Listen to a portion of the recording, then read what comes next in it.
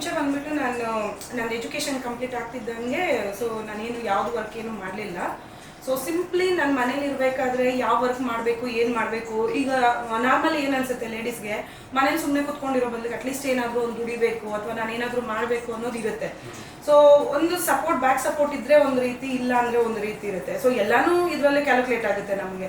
So ನನಗೇನು ಅನ್ನಿಸ್ತು, ಸುಮ್ಮನೆ ಟೈಮ್ ಪಾಸ್ ಮಾಡಿಕೊಂಡು ನಾವಿರೋದಕ್ಕಿಂತ ಏನಾದರೂ ಅಟ್ಲೀಸ್ಟ್ ಮಾಡೋದ್ರಿಂದ ಹೆಲ್ಪ್ ಆಗುತ್ತೆ. ಪ್ಲಸ್ ಮೈಂಡ್ ಏನಾಗುತ್ತೆ, ಸುಮ್ಮನೆ ನಾವು ಕೂರೋ ಬದಲಿಗೆ ಏನಾದರೂ ಒಂದು ಮಾಡ್ತಿದ್ರೆ ನಾವು ಆ್ಯಕ್ಟಿವ್ ಆಗಿರ್ತೀವಿ ಅಂತ ಸೊ ಸ್ಟಾರ್ಟ್ ಮಾಡಿದ್ದು.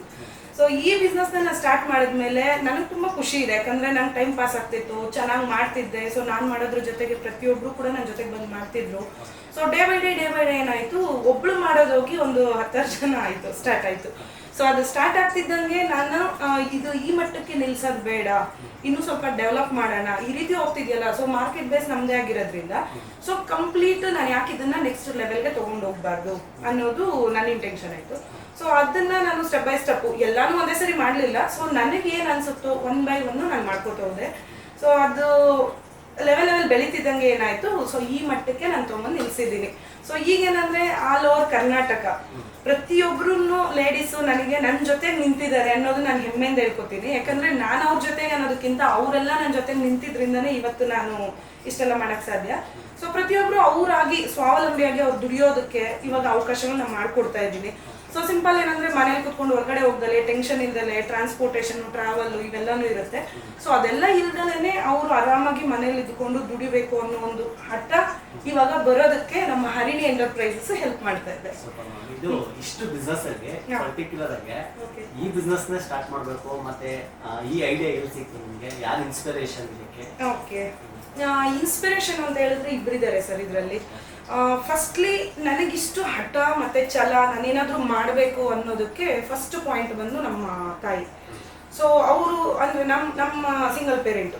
ಸೊ ನನಗನ್ಸಿದ್ದೇನೆಂದರೆ ಅವರು ಪ್ರತಿಯೊಂದು ಸ್ಟೆಪ್ಪಲ್ಲೂ ಕಷ್ಟಪಡ್ತಾ ಬೆಳೆದಿರೋದು, ನಮ್ಮನ್ನು ಬೆಳೆಸಿರೋ ರೀತಿ ಆಗಿರ್ಬೋದು, ಅವರು ಸ್ಟೆಪ್ ಬೈ ಸ್ಟೆಪ್ ನಮ್ಮನ್ನು ಯಾವ ರೀತಿ ಓದಿಸಿದ್ರು ಮತ್ತು ಏನೆಲ್ಲ ಮಾಡಿದ್ರು, ಒಂದು ಸಿಂಗಲ್ ಪೇರೆಂಟು ಯಾವ ರೀತಿ ನಮ್ಮನ್ನು ನೋಡ್ಕೊತಾ ಇದ್ರು ಅನ್ನೋದು ನಮ್ಮ ಮೈಂಡಲ್ಲಿ ಇಟ್ಕೊಂಡು, ಸೊ ನಾನು ನಮ್ಮ ಅಮ್ಮನಿಗೆ ಏನಾದರೂ ಸಹಭಾಗಿಯಾಗಿ ನಾನು ಏನಾದರೂ ಮಾಡಬೇಕು.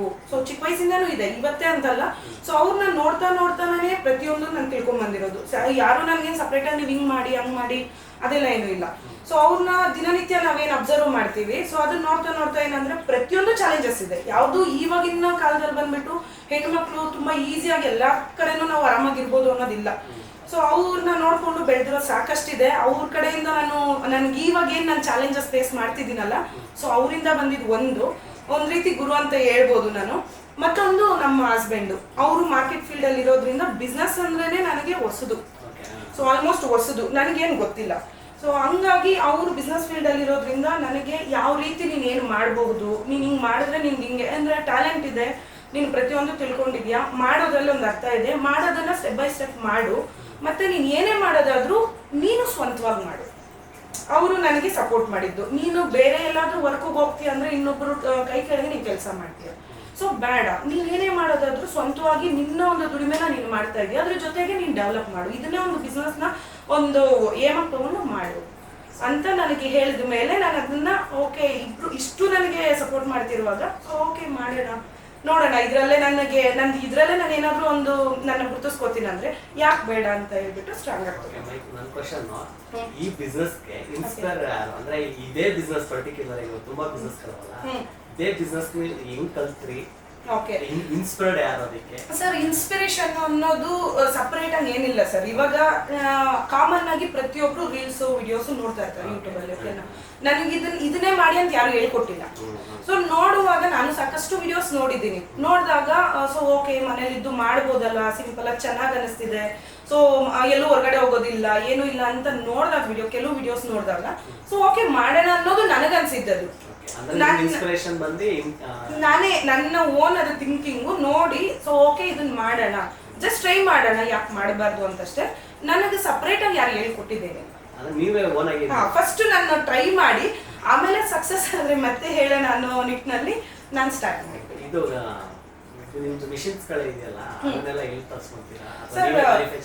ಓನ್ ಮ್ಯಾನುಫ್ಯಾಕ್ಚರಿಂಗು ಕೇರಳ ಕೊಚ್ಚಿಯಿಂದ ಬರುತ್ತೆ, ಸಿಪಾಕ್ ಕಂಪ್ನಿಯಿಂದಾನೆ. ಸೊ ಇವತ್ತಿಂದ ಅಲ್ಲ, ನಾನು ಸ್ಟಾರ್ಟ್ ಮಾಡಿದ್ರಿಂದ ಡೇ 1 ಇಂದ ಈಗ ಡೆಮೋ ಮಿಷಿನ್ ನಮ್ಮ ಹತ್ರ ಏನಿದೆ, ಸೊ ನಾನು 8 ಇಯರ್ಸ್ ಈಗ ನಿಯರ್ ಬೈ ನಮಗೆ ಈ ಮಂತ್ 27 ಆಗಿದೆ ಅಂದ್ರೆ 9 ಇಯರ್ಸ್ ಸ್ಟಾರ್ಟ್ ಆಗುತ್ತೆ. ಸೊ ಆಗ್ಲಿಂದು ನನ್ನ ಹತ್ರ ಇರೋ ಮಿಷಿನ್ ಈಗಲೂ ನನ್ನ ಡೆಮೋ ಮಿಷಿನ್ ಆಗಿರೋದು. ನಾನು ಯಾರಿಗೂ ಆ ಮಿಷಿನ್ ಇದುವರೆಗೂ ನಂದು ಇದಾಯ್ತಲ್ವಾ ಅದನ್ನ ಹೊಸದಾಗಿ ಇಟ್ಕೊಳ್ಳೋಣ ಅದೆಲ್ಲ ಇಲ್ಲ. ನನ್ನ ಹತ್ರ ಏನ್ ಮಿಷಿನ್ ಇದೆಯೋ ಇವಾಗಲೂ ಅದನ್ನ ಇಟ್ಕೊಂಡಿದ್ದೆ. ಹೌದು. ನೀವು ಸ್ಟಾರ್ಟ್ ಮಾಡಿದಾಗ ಎಷ್ಟು ಕ್ಯಾಪಿಟಲ್ ಇತ್ತು ಸರ್? ನಾನು ಸ್ಟಾರ್ಟಿಂಗ್ ಅದನ್ನ ಹೇಳಿದ್ರೆ ಅಂದ್ರೆ ಹೆಂಗ್ ಹೇಳೋದಂದ್ರೆ, ಓಕೆ, ನನ್ನ ಕ್ಯಾಪಿಟಲ್ ಅಂದ್ರೆ ಜಸ್ಟ್ ಒಂದು ಕಾಮನ್ ಇನ್ವೆಸ್ಟ್ಮೆಂಟ್ ಒಂದು 20 ರಿಂದ 30 ಸಾವಿರ ಸ್ಟಾರ್ಟ್ ಮಾಡೋಣ ಅನ್ನೋ ಮೆಂಟಾಲಿಟಿ ಇಟ್ಕೊಂಡು ಸ್ಟಾರ್ಟ್ ಮಾಡಿದ್ದು. ಸೊ ಅದು ಹೋಯ್ತು, 1 ಲಕ್ಷದ ತನಕ ಹೋಯ್ತು. ಸೊ ಹೋಗಿ ನನಗೆ ಕಂಫರ್ಟಬಲ್ ಆಗಿ ಎಲ್ಲ ಬೇಕಲ್ಲ, ಯಾಕಂದ್ರೆ ಐಡಿಯಾ ಇಲ್ಲ. ಸೊ ಸ್ಟಾರ್ಟಿಂಗ್ ಮಾಡೋಣ ಅನ್ನುವಾಗ ಒಂದು ಮಿಷಿನ್ ತಗೊಳ್ತೀವಿ, ಓಕೆ, ಏನೋ ಮಾಡ್ತೀವಿ, ಕೆಲಸನೂ ಮಾಡ್ಬಿಡ್ತೀವಿ, ಓಕೆ, ಮಾಡಿದಾದ್ಮೇಲೆ ಅದನ್ನ ಪ್ಯಾಕಿಂಗ್ ಯಾವ ರೀತಿ ಮಾಡಬೇಕು, ಸೊ ನಾವು ಅಂಗಡಿಗಳಿಗೆ ಕೊಡೋದಾದ್ರೆ ಯಾವ ರೀತಿ ಕೊಡ್ತೀವಿ, ಅದು ಕೊಟ್ಟರೆ ನಮ್ಗೆ ಹೆಂಗ್ ಕ್ಲಿಕ್ ಆಗುತ್ತೆ, ಇದೆಲ್ಲಾನು ಒಂದು ಸರ್ಕಲ್ ಇದ್ದಂಗೆ. ಸೊ ಅದನ್ನ ನಾವೇನ್ ಮಾಡಿದ್ವಿ, ತಗೊಂಡಾಗ ಒಂದೊಂದು ಆ್ಯಡ್ ಆಗ್ತಾ ಹೋಯ್ತು. ನನಗೆ ಒಂದೇ ಸಾರಿ ನಾನು ಇಷ್ಟು ಅಮೌಂಟ್ ಹಾಕಿದ್ದು ಅಂತೇನಿಲ್ಲ, 1 by 1 ನಾನು ಮಾಡ್ಕೊಂಡು ಹೋಗಿದ್ದು. ಸೊ ಆವಾಗ ನನಗೆ ಆಲ್ಮೋಸ್ಟ್ 1 lakh ತನಕ ನನಗೆ ಆಯ್ತು, ಇನ್ವೆಸ್ಟ್ಮೆಂಟ್ ಆಯ್ತು. ಸೊ ಮಾಡ್ತಾ ಹೋಗ್ತಿದ್ದಂಗೆ 1 by 1 ತಗೊಳ್ತಾನು ಹೋದೆ. ಸೊ ಅಡಿಷನ್ ಆಗ್ತಿದ್ದಂಗೆ ಏನಾಯ್ತು, ನನಗೆ ಲೆಕ್ಕ ಸಿಗ್ಲಿಲ್ಲ. ಸೊ ನನಗೆ ಓವರಾಲ್ ಏನು ಮಾರ್ಕೆಟ್ಗೆ ನಾನು ಎಷ್ಟು ಚೆನ್ನಾಗಿ ಕ್ವಾಲಿಟಿ ಕೊಡ್ತಿದ್ದೀನಿ, ಸೊ ನನಗೇನು ಇನ್ಕಮ್ ಬರ್ತಿದೆ, ಇದಿಷ್ಟೇ ಮ್ಯಾಟ್ರ್ ಆಯ್ತು. ಇವಾಗ ಇನ್ಕಮ್ ಬರಕ್ ಆಗ್ತಿದ್ದಂಗೆ, ಸ್ಟಾರ್ಟ್ ಆಗ್ತಿದ್ದಂಗೆ ಸೊ ಮಾಡೋಣ ಅನ್ನೋದು ಹುಮ್ಮಸ್ಸು. ಅಷ್ಟು ಬಿಟ್ರೆ ಪರ್ಟಿಕ್ಯುಲರ್ ಆಗಿ ನನಗೆ ಇಷ್ಟು ಬಂಡವಾಳ ಅಷ್ಟು ಬಂಡವಾಳ ಅಂತ ಏನಿಲ್ಲ. ಇವಾಗ 30,000 ಇಂದ ಸ್ಟಾರ್ಟ್ ಆಗಿ 30 to 1 lakh ಸ್ಟಾರ್ಟ್ ಆಗಿ ಇವಾಗ ಪ್ರೆಸೆಂಟ್ ಎಷ್ಟಿದೆ ಕ್ಯಾಪಿಟಲ್? ಸರ್ ಇಷ್ಟೇ ಅಂತ ಫಿಕ್ಸ್ಡ್ ಹೇಳಕ್ಕಾಗಲ್ಲ. ಈ ಮಂತಲ್ಲಿ ನಾನು ಹಿಂಗೆ, ನೆಕ್ಸ್ಟ್ ಮಂತಲ್ಲಿ ಈ ಥರ ಇರುತ್ತೆ ಅಂತ ಹೇಳಕ್ಕಾಗಲ್ಲ. ಇವಾಗ ಒಬ್ರು ಮಿಷಿನ್ ತೊಗೊಂಡಿದ್ದಾರೆ ಅಂದರೆ ನಮ್ಗೆ ಇನ್ಕಮ್ ಬರುತ್ತೆ ಅನ್ನೋದಕ್ಕಿಂತ ನಾವು ಮಾರ್ಕೆಟಿಂಗ್ ಮಾಡಿ ಅವ್ರಿಗೆ ರಿಟರ್ನ್ ಕೊಡೋದೇ ಜಾಸ್ತಿ ಇರುತ್ತೆ. ಸೊ ಅವ್ರಿಗೆ ಅವ್ರ ಮಿಷಿನ್ ತೊಗೊಂಡು ಅವ್ರು ಮಾಡ್ಕೊಡೋದಕ್ಕೆ ಅಂದ್ಬಿಟ್ಟು ನಾವೇನು ಇವಾಗ ಸಪೋರ್ಟ್ ಮಾಡ್ತೀವಲ್ಲ, ಸೊ ಮಾರ್ಕೆಟಿಂಗ್ ಸಪೋರ್ಟ್ ಕೊಡೋದು 100% ಇದರಲ್ಲಿ ಇಂಪಾರ್ಟೆಂಟು. ನಾವೀಗ ಮಾಡ್ತೀವಿ, ಮಾಡಿ ಕೊಟ್ಟಿರೋದನ್ನೆಲ್ಲನೂ ಏನು ಮಾಡ್ತೀವಿ, ಸ್ಟೋರೇಜ್ ಮಾಡ್ತೀವಿ. ಯಾವುದನ್ನು ಇವಾಗ ಇಮಿಡಿಯೇಟ್ ಸೇಲ್ ಆಗುವಂಥ ಫುಡ್ ಐಟಮ್ಸ್ ಆದರೆ ನಾವೇನೋ ಅನ್ಬೋದು. ಸೊ ಇದು ಹಂಗಲ್ಲ, ಇದನ್ನ ನಾವು ತೊಗೊಂಬರ್ತೀವಿ, ನಂದು ಲಮ್ಸಮ್ ಅಮೌಂಟ್ ಬಂದು ನನ್ನ ಸ್ಟಾಕ್ ಮೇಲೇ ಇರುತ್ತೆ, ಡೆಡ್ ಸ್ಟಾಕ್ ಆಗಿರುತ್ತೆ. ನನಗೆ ಯಾವಾಗ ಆರ್ಡರ್ಸ್ ಬರುತ್ತೆ, ಎವ್ರಿ ಟೈಮ್ ಆರ್ಡರ್ ಬಂದಾಗ ಅದು ಯಾವ ರೀತಿ ಹೋಗ್ತಾ ಇರುತ್ತೆ ಅದ್ರ ಮೇಲೆ ಇನ್ಕಮು. ಸೊ ಇದರಲ್ಲಿ ಹೈ ಇನ್ಕಮ್ ಅಂತ ನಾವೇನು ಇದು ಮಾಡೋಕ್ಕಾಗಲ್ಲ. ಅಂದರೆ ಎವ್ರಿ ಡೇ ಬಂದು ತುಂಬ ಚೆನ್ನಾಗಿ ರೊಟೇಷನ್ ಆಗುತ್ತೆ. ಸೊ ಆರಾಮಾಗಿ ಲೇಡೀಸ್ ಬಂದ್ಬಿಟ್ಟು ಮನೇಲಿ ಇದ್ಕೊಂಡು ಅವರು ದುಡಿಯೋದಕ್ಕೆ, ಆರಾಮಾಗಿ ಅವ್ರ ಪ್ರತಿನಿತ್ಯಗಳನ್ನ ಏನು ನೋಡ್ಕೊಳ್ಳೋದಕ್ಕೆ ಪ್ರತಿಯೊಂದಕ್ಕೂ ಈಸಿ ಆಗುತ್ತೆ. ನೀವು ಹೊರಗಡೆ ಹೋಗಿ ಕಷ್ಟಪಟ್ಟು 20,000 ದುಡಿದ್ರೂ ಡೈಲಿ ಹೋಗಿ ಬಂದು ಖರ್ಚೆಲ್ಲ ತೆಗೆದು ನಿಮಗೆ ಉಳಿಯೋದು ಒಂದು 10ರಿಂದ 20,000 ತನಕ ಉಳಿಬೋದು. ನೀವು ಅದ್ರ ಜೊತೆಗೆ ನಿಮ್ಮ ಟ್ರಾನ್ಸ್ಪೋರ್ಟ್ ಎಲ್ಲ ಇರುತ್ತಲ್ವ, ಸೊ ಅದನ್ನು ಮನೇಲೇ ಇದ್ದು ಈಸಿಯಾಗಿ ಮಾಡಿಕೊಂಡು ದುಡ್ಕೋಬಹುದು ಅನ್ನೋದು ನನ್ನಿದು. ಬಟ್ ಓವರ್ ಆಲ್ ನಮ್ಮ ಇನ್ಕಮ್ ಅಂದ್ರೆ ನಮ್ದು ಔಟ್ ಗೋಯಿಂಗು ಅದೇ ರೀತಿ ಇರುತ್ತೆ, ಇನ್ಕಮ್ ಜೊತೆಗೆ ಔಟ್ ಗೋಯಿಂಗು ಇರುತ್ತೆ. ಸೊ ಫಿಕ್ಸ್ಡ್ ನನ್ನ ಅಮೌಂಟ್ ಇಷ್ಟೇ ಅಂತ ಹೇಳಕ್ಕಾಗಲ್ಲ. ಸರ್ ಆಲ್ಮೋಸ್ಟ್ ನನ್ನ ಹತ್ರ ಇವಾಗ 600 ಜನಗಳಿಗಿಂತ ಜಾಸ್ತಿ ಇದ್ದಾರೆ. ಜಾಸ್ತಿ ಇದ್ದಾರೆ, ನನ್ನ ಜೊತೆಗೂ ವರ್ಕ್ ಮಾಡ್ತಾ ಇದ್ದಾರೆ, ನನಗೂ ಸ್ಟಾಫ್ ಕೊಡ್ತಾರೆ. ಈಗಾಗಲೇ ಕಲಿತು ಅವರು ಓನ್ ಮಾರ್ಕೆಟಿಂಗ್ ತಿಳ್ಕೊಂಡಿರ್ತಾರಲ್ಲ, ಸೊ ಅವರೆಲ್ಲ ಏನಂದ್ರೆ ನನಗೆ ಅಲ್ಲಿ ಸೇಲ್ ಆಗ್ದಲ್ಲ ಇದ್ದಾಗ ನನಗೆ ಕೊಡ್ತಾರೆ. ಸೊ ಅಲ್ಲಿ ಸೇಲ್ ಆಗ್ತಾ ಇದ್ದಾಗ ಏನ್ ಮಾಡ್ತಾರೆ, ಕಂಪ್ಲೀಟ್ ಆಗಿ ಅಲ್ಲಿ ಆರ್ಡರ್ಸ್ ಇದ್ದಾಗ ಅಲ್ಲಿ ಕೊಟ್ಕೊಡ್ತಾರೆ. 2 ಥರದ್ದು ಇದ್ದಾರೆ, 600 ಮೆಂಬರ್ಸ್ ಇದ್ದಾರೆ. ಈ ಕಡೆ ನನ್ ಕೊಡೋರು ಇದ್ದಾರೆ, ಅಲ್ಲೂ ನನಗೇನಂದ್ರೆ ಫಸ್ಟ್ ನನ್ನ ಹತ್ರ ಬಂದಾಗ ಪ್ರತಿಯೊಂದು ಕೇಳಿ ತಿಳ್ಕೊತಾರೆ. ಅವ್ರ ಮಾರ್ಕೆಟಿಂಗ್ ಬಗ್ಗೆ ಕ್ಲೀನ್ ಆಗಿ ಎಕ್ಸ್ಪ್ಲೈನ್ ಮಾಡ್ತೀನಿ. ನನಗೇನಂದ್ರೆ ಎಲ್ಲಿಗೂ ಯಾರನ್ನು ಡಿಪೆಂಡ್ ಆಗ್ಬಾರ್ದು. ಫಸ್ಟ್ ಪಾಯಿಂಟ್, ಡಿಪೆಂಡ್ ಆಗದಲ್ಲೇ ಸ್ವಂತವಾಗಿ ಅವ್ರು ಯಾವ ರೀತಿ ದುಡಿಬೇಕು ಅಥವಾ ಅವ್ರು ಯಾವ ರೀತಿ ಕೇಪಬಲ್, ನಾನು ಏನ್ ಬೇಕಾದ್ರೂ ಮಾಡ್ಬೋದು, ಮಾರ್ಕೆಟ್ ಅನ್ನ ಪ್ರತಿಯೊಂದನ್ನು ತಿಳ್ಕೊಂಡಿದ್ದೀನಿ. ಸೊ ಆರಾಮಾಗಿ ನನ್ನ ಮನೇಲಿ ಈಗ ಎಕ್ಸಾಂಪಲ್ ಯಾರೇ ಆಗಲಿ, ಒಂದು ಲೇಡಿ ಅನ್ಕೊಳ್ಳಿ, ಸೊ ಅವ್ರ ಮನೇಲಿ ಮಾಡಿಬಿಟ್ಟು ಅವ್ರು ಬೇರೆ ಕಡೆಯಿಂದ ಆರ್ಡರ್ ಬರೋ ತನಕ ವೆಯ್ಟ್ ಮಾಡ್ಬೇಕು ಅನ್ನೋದೇನಿಲ್ಲ. ಹೋಗ್ತಾರೆ, ಕೇಳ್ತಾರೆ, ಬರ್ತಾರೆ, ಡೈಲಿ ಹಾಕಿ ಬರ್ತಾರೆ, ಇದು ಇದೆ. ಆಮೇಲೆ ಅವ್ರ ಮನೇಲೇ ಇರ್ತಾರೆ, ಆರಾಮ್ಸೆ ಆರ್ಡರ್ ಬರುತ್ತೆ, ತೊಗೊಂಡೋಗಿ ಸ್ಟಾಕ್ ಕೊಟ್ಟು ಬರ್ತಾರೆ. ಪ್ರತಿ ಥರನೂ ಇದೆ, ಇದೊಂದೇ ನಮಗೆ ಹಿಂಗೆ ಆಗುತ್ತೆ ಹಂಗೆ ಆಗುತ್ತೆ ಅನ್ನೋದೇನಿಲ್ಲ, ಎಲ್ಲ ಥರದಲ್ಲೂ ಇದ್ದಾರೆ ಕಸ್ಟಮರ್ಸು. ಸೊ ನನಗೇನಂದ್ರೆ ಅವರು ಸ್ವಂತವಾಗಿ ದುಡಿಬೇಕು, ಅವ್ರ ಕಾಲ ಮೇಲೆ ಅವ್ರು ನಿಲ್ಲಬೇಕು ಅನ್ನೋದು ತುಂಬ ಆಸೆ ಇದೆ. ಸೊ ನಾನೇನು ಮಾಡಿದ್ನೋ ಇನ್ನೊಬ್ರಲ್ಲಿ ನೋಡಬೇಕು ಅನ್ನೋದು ನನ್ನ ಆಸೆ. ಸೊ ಹಂಗಾಗಿ ಎಲ್ಲರಿಗೂ ಟ್ರೈನಿಂಗ್ ಕೊಡ್ತಾ ಇದ್ದೀನಿ. ಈಗ ಆಲ್ಮೋಸ್ಟ್ ಎಷ್ಟೋ ಜನನ ಆ ರೀತಿ ನಾನು ನಡೆಸ್ಕೊಂಡಿದ್ದೀನಿ, ಪ್ಲಸ್ ಅವರು ದುಡಿತಾ ಇದ್ದಾರೆ. ಸೊ ಆ ವಿಚಾರದಲ್ಲಿ ಖುಷಿ ಇದೆ. ಅರಿಣಿ ಎಂಟರ್ಪ್ರೈಸಸ್ ಇಂದ ಟ್ರೈನಿಂಗು ಕೂಡ ನಡೀತಿದೆ. ನೀವೇನಾದರೂ ಕಾಸ್ಟ್ ಮಾಡ್ತೀರಾ, ಅಮೌಂಟ್ ಏನಾದರೂ ಇರುತ್ತಾ ಟ್ರೈನಿಂಗ್? ಇಲ್ಲ ಸರ್, ಫ್ರೀ ಟ್ರೈನಿಂಗ್. ನೀವು ಮಿಷಿನ್ ತಗೊಳಕ್ ಬಂದು ತಗೊಳ್ತಿರೋ ಬಿಡ್ತಿರೋ ಅದು ದೊಡ್ಡ ವಿಷಯ ಅಲ್ಲ.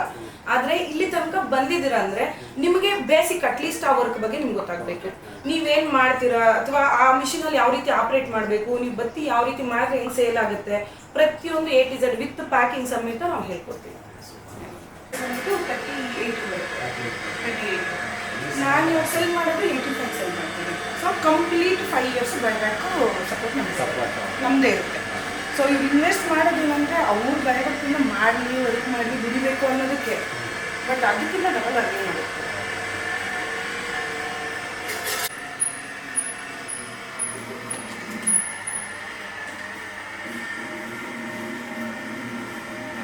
ಡ್ರೈ ಇರೋದ್ರಿಂದ 4 ಬರುತ್ತೆ. ನೆನೆಸ್ಕೊಂಡು ಆದಮೇಲೆ ನಾವು 4 ಲೇಯರ್ಸ್ ತೆಗೆದುಕೊಂಡು ಇದರಲ್ಲಿ ಒಂದರಲ್ಲಿ 3 ಲೇಯರ್ಸ್ ತೆಗೆದು ಬಿಡ್ತಾವೆ. ನೀರಂತೂ ಇದ್ರಲ್ಲಿ ಕಂಟಿನ್ಯೂಸ್ ಆಗಿ ಬರ್ತಾ ಇರುತ್ತೆ. ಡಿಫ್ರೆನ್ಸಸ್ಸು ನಿಮಗೆ ಇವಾಗ ಅಲ್ಲಿ ಬಿಟ್ಟಲ್ವಾ ಅದರಲ್ಲಿ ಹಳ್ಳಿಗಳ ಕಡೆ ಮನೇಲೆ ಮಾಡ್ತಾರೆ. ಮನೇಲಿ ಇಬ್ಬಿಬ್ರು 3 ಮಿಷಿನು ಮಾಡ್ತಾ ಇದ್ದಾರೆ, ಮಾಡ್ತಾರೆ. ಈ ಲೇಯರ್ಸು ಸ್ಲಿಪ್ ಮಾಡಿ ನಾವು ಹಾಕ್ಬೋದು ಅಷ್ಟೇ. ನಾವೆಷ್ಟು ಫಾಸ್ಟಾಗಾದರೂ ಹಾಕ್ಬೋದು, ಮಿಷಿನ್ ಸ್ಪೀಡ್ ಒಂದು ಹಿಂಗೆ ಇರುತ್ತೆ. ನೀವೆಷ್ಟು ಫಾಸ್ಟ್ ಬೇಕಾದರೂ ಮಾಡ್ಬೋದು. ನೀವು ಇಷ್ಟು ದೊಡ್ಡದಾಗಿ ಮಾಡ್ಬಿಡ್ತೀರಾ ಪ್ಯಾಕೆಟು?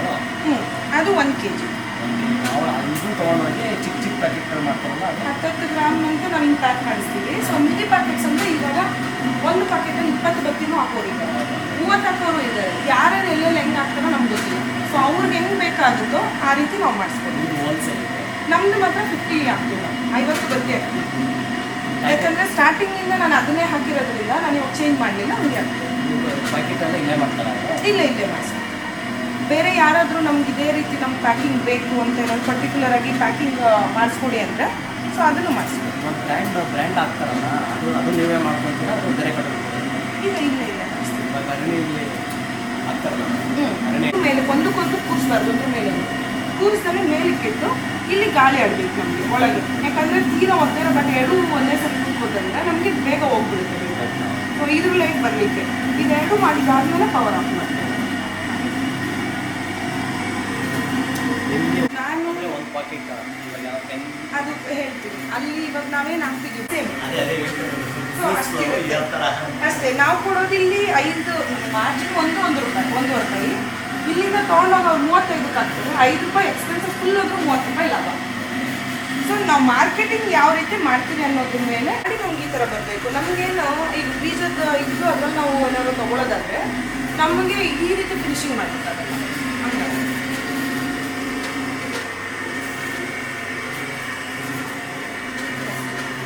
ಈಗ ಫಿನಿಶಿಂಗ್ ಪ್ರಾಡಕ್ಟ್ ನಾನು ಜಾಸ್ತಿ ತೆಗೆದಾಕಿದಷ್ಟು ಜಾಸ್ತಿ ಸಣ್ಣ ಬರುತ್ತೆ. ನಾವು ಸಣ್ಣನೂ ಮಾಡ್ಬೋದು ಇದರಲ್ಲಿ, ಬಟ್ ನಮಗಿದು ಯೂಸ್ ಇಲ್ಲ. ಮೈ ತಿಂಡಿ ಏನಂದರೆ ನೀರು ಆಫ್ ಮಾಡಬೇಕು. ಯಾಕಂದರೆ ಎಲ್ಲ ಆಫ್ ಮಾಡೋದು ಮೈ ಸ್ವಿಚ್ ಆಫ್ ಮಾಡಿಬಿಟ್ರೆ ಇದನ್ನು ಮಾಡಲ್ಲ, ಮರೀತಾರೆ. ಸೊ ಮತ್ತು ಬಿಟ್ಟು ಇಲ್ಲಿಂದ ನೀರು ಕೆಳಗೆ ಇಳಿದು ಶಾಕ್ ಹೊಡಿಯೋ ಚಾನ್ಸಸ್ ಇರುತ್ತೆ. ಯಾಕಂದರೆ ಫಸ್ಟ್ ಪಾಯಿಂಟು ನಾವು ನೀರು ಆಫ್ ಮಾಡ್ಕೋಬೇಕು. ನೀರು ಆಫ್ ಮಾಡಿದಾದ್ಮೇಲೆ ಅಪ್ಪರ್ ಬೆಲ್ಟ್ ಇದೇನು ಕ್ಲಾತ್ ಇದೆಯಲ್ಲ ಇದನ್ನು ಮೇಲೆ ತೆಗೆದು ಫುಲ್ ಟೈಟ್ ಮಾಡಿ ಈಗ ಎರಡೂ ಕಡೆ ಮೇಲೆ ಹೋಯ್ತಂದ್ರೆ ಸೊ ಒಂದಕ್ಕೊಂದು ಟಚ್ ಆಗಲ್ಲ.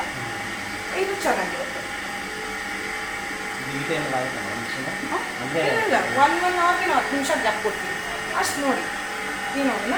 ಸೊ ಇದಿಷ್ಟು ನೀಟಾಗಿ ಮಾಡಿದ್ರೆ ನಿಮ್ಗೆ ತುಂಬ ಚೆನ್ನಾಗಿ ಲೈಫ್ ಬರುತ್ತೆ. ಆಮೇಲೆ ಪ್ಯಾಕಿಂಗ್ ಅಷ್ಟೇ, ನಾವು ಇದನ್ನ ಯಾವ ಗೊತ್ತಾಗಲ್ಲ. ಸೊ ಅವಾಗ ನಾನೇನು ಮಾಡಿದ್ದೀನಿ, ನಿಮ್ಮ ಊರ ಹೆಸರು ಮತ್ತು ನಿಮ್ಮ ಹೆಸರು ಹಾಕಿದ್ದಾರೆ ಅಂದರೆ ಇಂಥ ಕಸ್ಟಮರೇ ಕಳಿಸಿದ್ರೆ ನಂಗೆ ಗೊತ್ತಾಗುತ್ತೆ. ಅವ್ರು ನೋಡಿದ ತಕ್ಷಣ ಗೊತ್ತಾಗುತ್ತೆ ನಮಗೆ. ಸೊ ಈ ರೀತಿ ಫೈಂಡ್ ಔಟ್ ಮಾಡಿ ಈ ಥರ ಪ್ಯಾಕ್ ಮಾಡಿ ಕಳಿಸ್ಬಿಡ್ತಾರೆ. ಇದು bundle pack. Length sheet pack ಆದರೆ ನಿಮ್ಗೆ ಈ ಥರ ಇದರಲ್ಲಿ 50 ಇರುತ್ತೆ. ಇದು ಬೇರೆಯವ್ರಿಗೆ ಆರ್ಡರ್ ಇದೆ, 40 ಇದೆ. ಇದು ನಮ್ಮದೇ ಓನ್ ಬ್ರ್ಯಾಂಡ್. ಇದು ಇದರಲ್ಲಿ ಒಂದರಲ್ಲಿ 8 ಇರುತ್ತೆ, 5 ಮಂಚು ಕಟ್ಟಿದ್ದೀವಿ. So Harini enterprises. ಇದು ಬಂದು ಬರೀ ಕರ್ನಾಟಕ ಮಾತ್ರ ಅಲ್ಲದೆ ತಮಿಳ್ನಾಡು ಎಲ್ಲ ಕಡೆ ಹೋಗುತ್ತೆ. ಸೊ ಅದಕ್ಕೆ ತಮಿಳ್ನಾಡಿಗೆ ಹೋಗೋದ್ರಿಂದ ಇದರಲ್ಲೂ ಹಾಕ್ಸಿದ್ದೀವಿ, ಕನ್ನಡದಲ್ಲೂ ಹಾಕ್ಸಿದ್ದೀವಿ, ಇಂಗ್ಲೀಷಲ್ಲೂ ಇದೆ. ಸೊ ಇದು MRP ಬಂದು 10 ರೂಪೀಸ್ MRP. ಸೊ ಇದು ಏನಿದೆ ನಮ್ಮ ಅಡ್ರೆಸ್ಸು ಕಾಣಬೇಕು. ಏನಾದರೂ ಫಿಲ್ಟರ್ಸ್ ಇಟ್ಟಿದ್ದೀವಿ ಅಂದರೆ ಅದು ಎಲ್ಲ ಚೆನ್ನಾಗೇ ಕಾಣುತ್ತೆ. ಸೊ ನನಗೆ ಹೆಂಗೆ ಗೊತ್ತಾಗುತ್ತೆ. ಸೊ ಆವಾಗ ಏನು ಮಾಡ್ತೀನಿ, 1 kg ನೀವು ಮಾಡಿರೋದನ್ನ ಸ್ಯಾಂಪಲ್ ನಂಗೆ ಕಳಿಸಿದ್ರೆ ಕಂಪ್ಲೀಟ್ ನೀವು ಏನು ಮಾಡ್ತಾ ಇದ್ರಲ್ಲೇ ಗೊತ್ತಾಗುತ್ತೆ. ಸೊ ಬರೀ 10 ಗ್ರಾಮ್ ಕಳಿಸಿದ್ರೆ ನೀವು ಚೆನ್ನಾಗೇ ಮಾಡಿ 10 ಗ್ರಾಮ್ ಕಳಿಸ್ಬೋದಲ್ವಾ. ಸೊ ಇದನ್ನ 1 kg ಯಾವ ರೀತಿ ಪ್ಯಾಕಿಂಗ್ ಮಾಡಿದ್ದಾರೆ ಅನ್ನೋದು ಗೊತ್ತಾಗುತ್ತೆ, ಅವ್ರ ಬತ್ತಿ ಕ್ವಾಲಿಟಿ ಗೊತ್ತಾಗುತ್ತೆ, ನೀವು ಹಿಂಗೆ ಅದನ್ನು ಜೋಡಿಸಿದ್ರೆ ಅನ್ನೋದು ಗೊತ್ತಾಗುತ್ತೆ. ಸೊ ಎಲ್ಲ ಓವರ್ ಆಲ್ 1 kg ಬಂದರೆ ಅವ್ರ ರಿಸಲ್ಟು ನೀವು ಈ ಥರ ಮಾಡ್ತಾ ಇದ್ರೆ ಇನ್ನೇನಾದರೂ ಕರೆಕ್ಷನ್ ಮಾಡ್ಕೋಬೇಕಂದ್ರೆ ಮಾಡ್ಕೊಳ್ಳಿ ಹೇಳ್ಬಿಟ್ಟು ನಾನು ಅವ್ರಿಗೆ ವಿಡಿಯೋ ಮಾಡಿ ಇದು ಚೆನ್ನಾಗಿ ಇವ್ರಿಗೆ ಯಾವ ರೀತಿ ಬೇಕೋ ಕಂಪ್ಲೀಟ್ ಆ ರೀತಿ 30 ಬತ್ತಿ ಹಾಕ್ತಾರೆ. ಪ್ಯಾಕ್ ಆಗಲಿಲ್ಲ 30 ಹಾಕಿದ್ದಾರೆ.